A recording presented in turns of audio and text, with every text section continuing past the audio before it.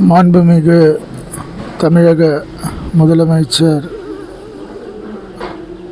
Honourable chief minister Joseph Vijay sir, நான் ஒரு சில விஷயங்களை சொல்ல நினைக்கிறேன்.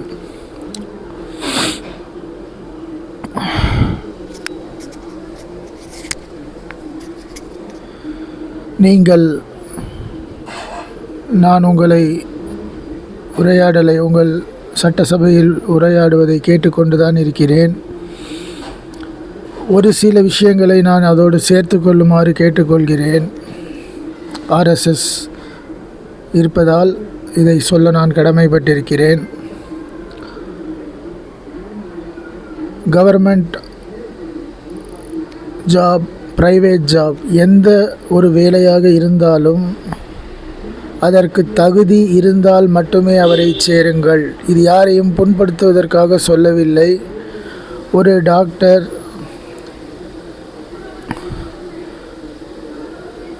தனது தகுதி இல்லாமல் ஒருவர் அந்த வேலையை செய்கிறார் என்றால் ஒரு உயிர் பாதிக்கப்படுகிறது. ஒரு இன்ஜினியர், ஒரு IT பர்சன், எந்த துறையாக இருந்தாலும் அதற்கு அவர்கள் தகுதி இல்லை என்றால் அதனால் பல பிரச்சனைகள் தான் வருகிறது.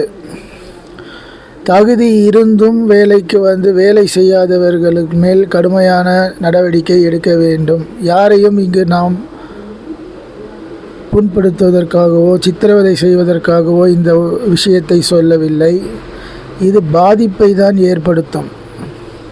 அவர்களுக்கு பாவம், நீங்கள் பார்க்கிறீர்கள், லஞ்சம் கொடுக்கிறார்கள், வேலையில் எடுத்துக்கொள்கிறார்கள். ஆனால் அதனால் அந்த பாவத்தை பார்ப்பதால் பலர் பாவம் அடைந்து விடுவார்கள்,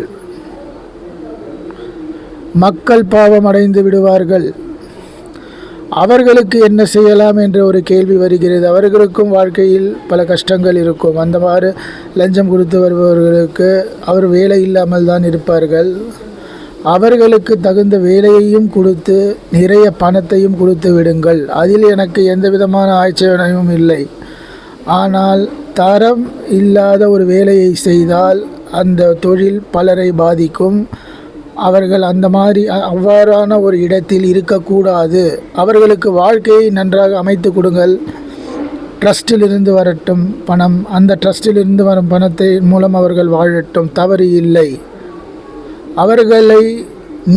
அவர்களாகவே நீந்தி வாழ்க்கையில் மேலே வர வேண்டும். இதுதான் என்னுடைய தாழ்மையான வேண்டுகோள். Thank you CM.